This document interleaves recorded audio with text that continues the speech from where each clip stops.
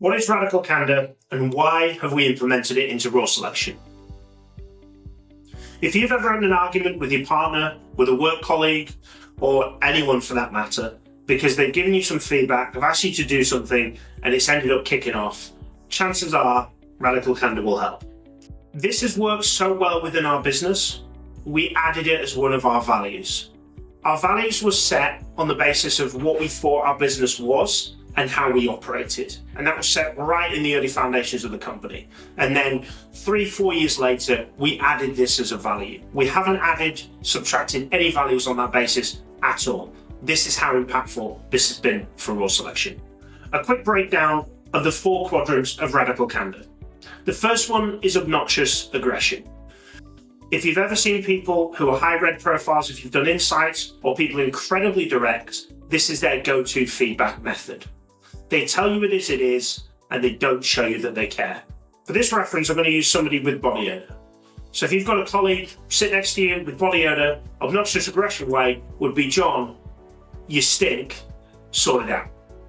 There's no showing you care there. The person's embarrassed, and the other person's probably going to come back. You for aggression, and they're going to throw back aggression at you. Next one is ruinous empathy.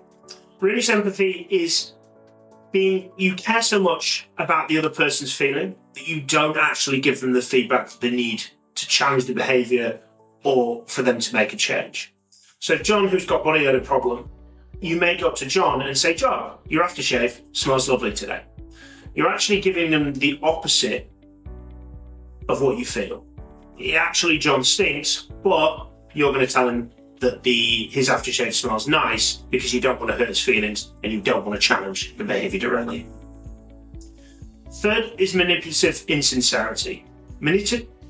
Manipulative insincerity is typically when we don't tell the other person any of the feedback whatsoever. It's usually when we don't really care about that person and we go behind or typically we'll go behind one person's back and start to bitch about them in the background. So in reference to the interaction you'd have, it'd all be John stinks, doesn't he? And it'll all be that bitching behind the back rather than any communication directly to him.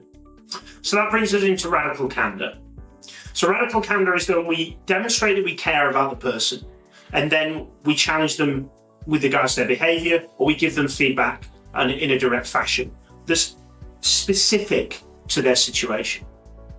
So if we're going to give John feedback around his body odor, we wouldn't do it in a group setting for a kickoff.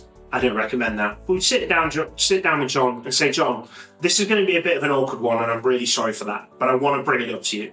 This is something that I had previously, and thankfully, in a previous job, one of my colleagues gave me the heads up, not hopefully in the nicest way that I've done with you, and I was able to change that.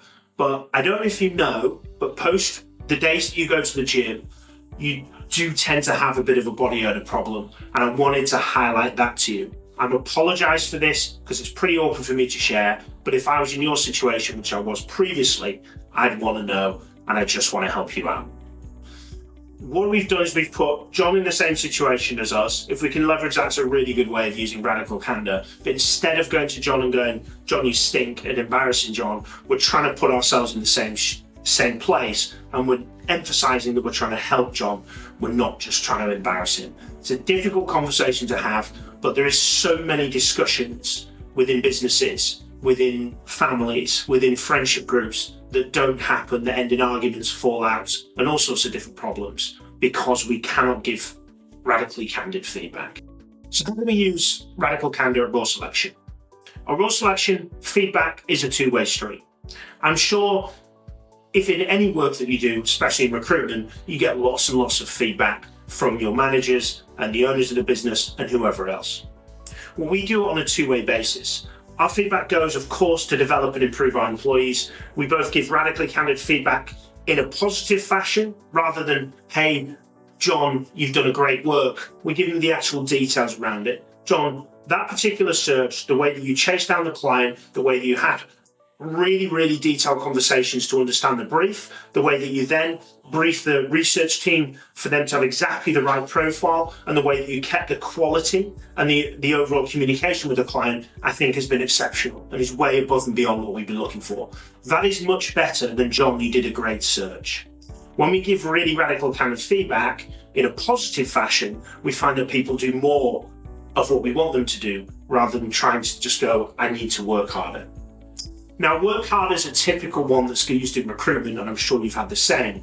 When you give somebody the instruction of, hey, John's getting a bad day today, but hey, John, you need to work harder. John doesn't really know what that means. So we have to give it in a radically candid way, and we'll give them absolute direction around that and absolute clarity.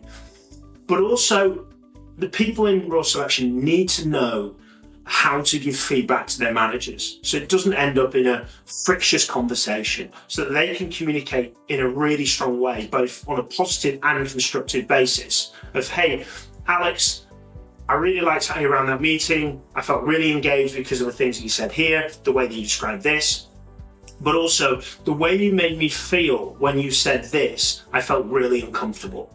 You described what I was doing there and this, and this, and I didn't like that. I appreciate you coming from a really strong place, but I just want to tell you how it made me feel. Now, that means that people within our business, and we encourage this, can share how we can improve. The big impact that this has made for me personally is I've become so much better as a manager and leader of this business. And we've made so many fundamental changes across the company because people feel empowered and valued enough to give us the feedback of what we need to change. And some of it, and I regard it as the punch in the gut, is really uncomfortable. But if you're watching this and you work at role selection, I really implore you to share feedback with us and tell us what you're thinking and what you're feeling, and direct that through your managers, direct that through to your peers, so we can become a better business and achieve the goals we want to achieve. But this has been a major fundamental change in role selection, is that everybody's got better as a result of being able to communicate with each other. And it reduces the number of blowouts that we've had in arguments and heated discussions. And it allows people to come to the table, have a conversation, and have a detailed discussion, rather than bitching behind someone's back, telling them something that's not accurate, or equally just really having a go at that individual and then not coming out of it with a positive experience. So it's made a massive impact on role selection. If they want to learn more about Radical Candor, we haven't invented it, we've stolen it from Kim Scott, the book Radical Candor. She's an ex-Google and Twitter employee of a senior executive nature who now runs courses on Radical Candor and how businesses and people can communicate with each other better.